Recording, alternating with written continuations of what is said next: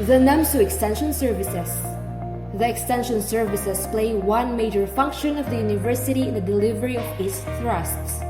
Its services over the last 5 years have been based on SDSSU's Medium-Term Development Plan FY 2015 to 2019 and NAMSU MTDP 2021 to 2025, with a focus on poverty alleviation initiatives, food production, renewable energy development, and natural environmental conservation programs. The Extension Services of Tagbina Campus College of Forestry, Agriculture, and Aquatic Sciences is not just an expression of its corporate social responsibility, but also of its core values, competence, accountability, responsiveness, excellence, and service. The CFAAS Extension Services entitle its faculty members to bring forward directly the social services to the likely in need identified barangays within the community.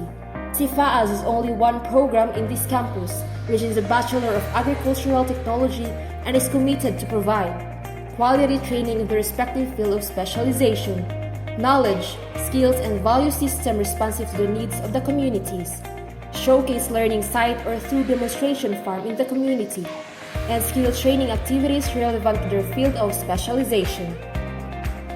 Extension programs and services for the Bachelor of Agricultural Technology are widely recognized as one of the most dependable and compelling evidence that the school supports improvement in the income threshold of the community, especially of the farmers. The program are largely aimed to increase the income of the farmers and also the women in the community and give them additional livelihood. Furthermore, the College of Forestry, Agriculture, and Aquatic Sciences Extension Program is anchored in the vision, mission, goals, and objectives of the Extension Unit of NAMSU system. Along the key result area for Extension or KRA3 of the university, to improve the lives of the rural and urban poor through transfer of technology and knowledge are the extension objectives as extracted from SDSSU MTDP 2015-2019, page 33. This indicates capacitating beneficiaries through knowledge and literacy skills as strategic objective number 3. Again, MTDP 2021 to 2025 of the university states of the transfer of technology and knowledge to improve the lives of the rural and urban poor. The CFAAS extension activities answer strategic program and output 1, 2, and 3, otherwise known as Poverty Alleviation Program, Food Security Program, and Environment Conservation Program. The extension services of the College of Forestry, Agriculture, and Aquatic Sciences to name are Barangay Animal Health Extension Project, Barangay Social Learning and Agricultural Program,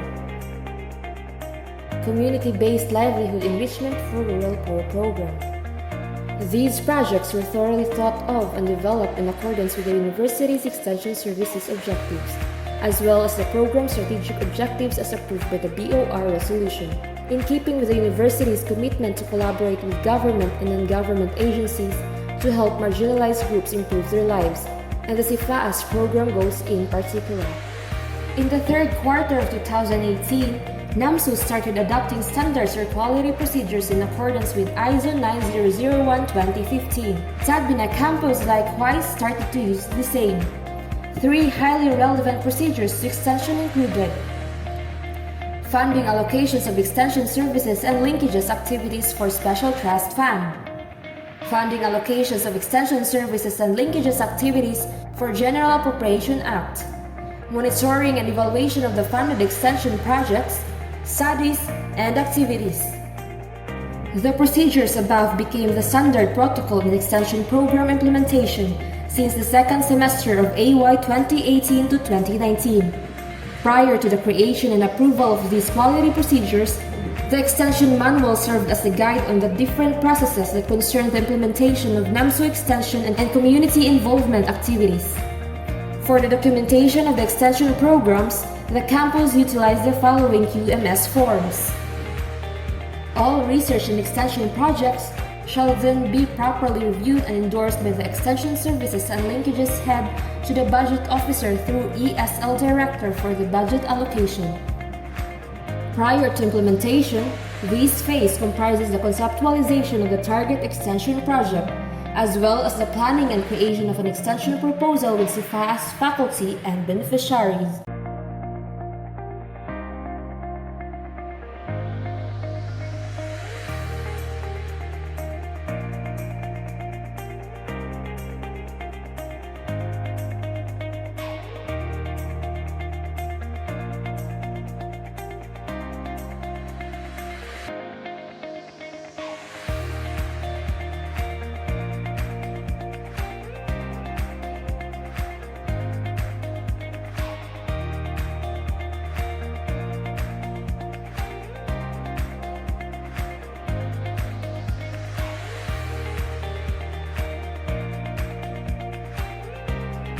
For a systematic and effective procedure in the implementation of the extension programs, the following steps are followed.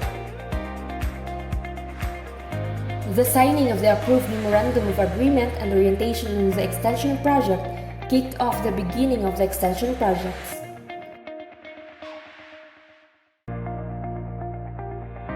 Following then, a series of extension initiatives was implemented. Kini extension activity, ang program type pala ni kining Barangay Social Learning and Agricultural Program o kining SLAC.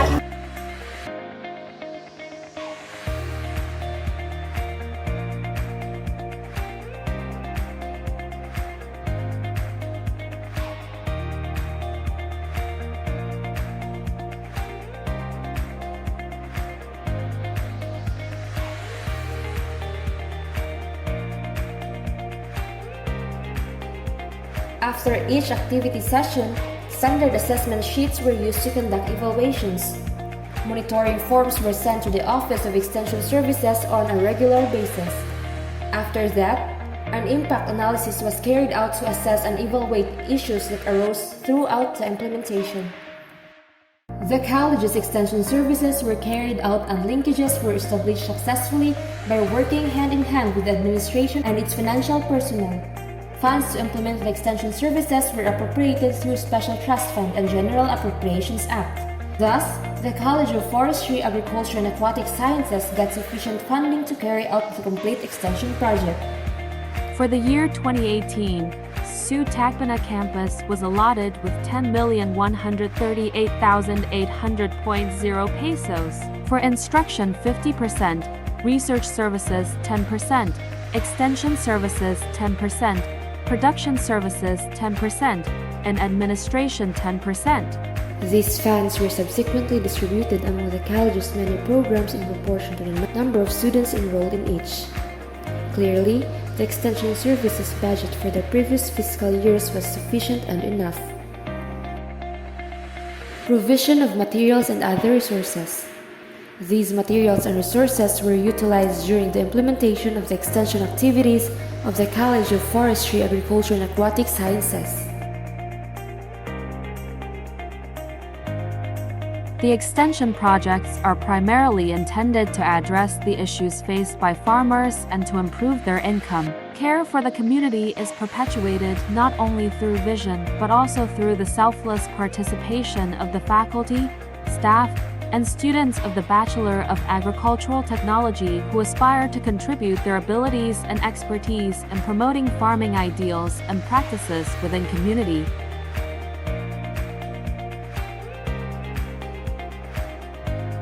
The Bachelor of Agricultural Technology catered and responded to needs analysis and needs of the stakeholders, particularly the partner barangays nearby. The faculty members of BAT Tacbana have been recognized as exceptional extensionists. The extension services of the College of Forestry, Agriculture and Aquatic Sciences, namely the Barangay Animal Health Services Project, Barangay Social Learning and Agricultural Program, capacity building of COVID-19 stakeholders in Tacbana's Surigao del Sur through adaptation of natural farming technology, value-adding activity for locally produced commodities, and community-based livelihood enrichment for the Rural Poor Project were all research-based. Impact evaluation studies were conducted to conclude each extension activity. Barangay Animal Health Services Project and Barangay Social Learning and Agricultural Program were sustained for 3 years, resulting in remarkable impact evaluation results. During the first 2 years of implementation, CFA's faculty members voluntarily contributed to cover expenses such as transportation for students and faculty extensionists, snacks, and giveaways for beneficiary farmers, since some expenses were not included in the project. In the last year, activities were fully funded. Barangay Animal Health Services Project, Barangay Social Learning and Agricultural Program, capacity building of COVID-19 stakeholders in Tagbina, Surigao del Sur through adaptation of natural farming technology and value-adding activity for locally produced commodities and community-based livelihood enrichment for rural poor project were sustained for 3 years. Impact evaluation was in order.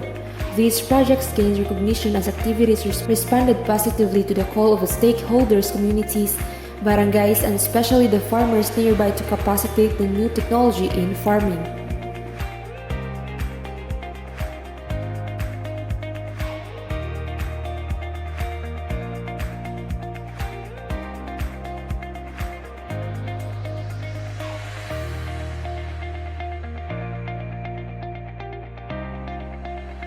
Sa Barangay Council sa Soriano, labi na sa mga kababayan bahin sa suporta usab nining maong kuan sa NIMSO extension. Una, ang ilang mga nahimo dito sa deworming sa mga hayop. Kana ako kayong tabang yun na sa mga kahayopan dito sa among barangay. O ang training sa pagkatiman sa mga hayop, isa po na gihatag sa taga extension sa NIMSO. Salamat po kayo sa inyo, ma'am, sir. O labi na sa lain-laing training ng mga nabuhat, labi na sa mga mag-uuma ngadto. Isa po na nahatag sa training sa extension sa NIMSO. O sa mga mag-uuma sa asosasyon, sa kabayanan, tako kayo, salamat sila. Kaya Ma'am Nancy, sa tanan, sa Barangay Soriano, Women's Association, salamat nila nagdako kay bahin po niya na nakakuan po sila o mga kahibalo para sa pananom, labi na nga sa mga pagulayan. Kung katong sapod sa katong additional nga livelihood sa mga gulayan, may pamaaki. Kaning kamutan nila Ma'am Nancy, plasta lang. Talking about projects and development, let me enumerate the considerable accomplishment that we have partnered with NEMSO. First, we have conducted several years ago the technical advising on the warming of livestock and poultry animals of farmers in selected barangays of Tagbina, Surigao del Sur. Usa ni siya sa mga naghatag o dako nga impact katabang sa ekonomiya sa atong mga mag-uuma diri sa atong lungsod sa Tagbina. So pipila ka mga barangay ang naka-avail niining deworming programa sa amuang opisina sa Agriculture Office o sa NEMSO. Ako usapod ko ka membro sa CLERP diri sa Soriano nga extension sa NIMSO. Nagpasalamat ko sa NIMSO kay daghan mi og nakatunan bahin sa mga training nila nga gipangkuan sa amoa, bahin sa mga lecture o pang lecture nila nga sa mga organizational management unya sa mga saon pod paghimo sa mga concoction na pwede na mo ma-apply sa mo ang garden. Daghan pod mi og nakadaghan mig nakatunan. Isa na din hang ug uban pa nga wala na ako isa na din ang mga nabuo ang amo ang kuan, nabuo ang amo ang asosasyon. Sa amo ang grupo sa Women's Association sa NIMSO. Yan, nagkakuan pod mi. Kasi nagtanay pod gihapon mi nga mag farming. Naka-harvest na gihapon mi sa amo ang kuan bisag ginagmay o nakakaon gihapon mi sa amo ang mga hago. Yan, makabaligya mi pud gamay. Gamay ra pud. Iyo. Pero ang dako gyud namo nga ipasalamatan kay daghan mig nakatunan sa ilahang mga training. Isa na dito ang katong mga kining ikanang organic kanang mga organic nga abono sa pag-apply po sa mga garden sa mga gulay nga dili na mi mo gasto og dako udod katabang mga sa kuan safety pod ang kayutaan kay instead na mo sana ang tambok gihapon kay gamit ang organic nga mga produkto nga among nakatunan gikan sa NIMSO. Daghan salamat sa NIMSO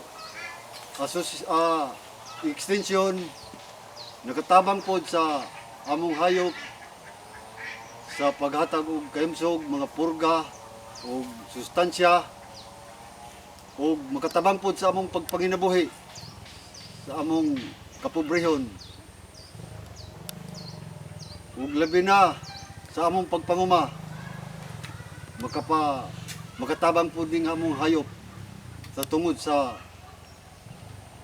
NIMSO extension nakahatag og tabang sa among hayop.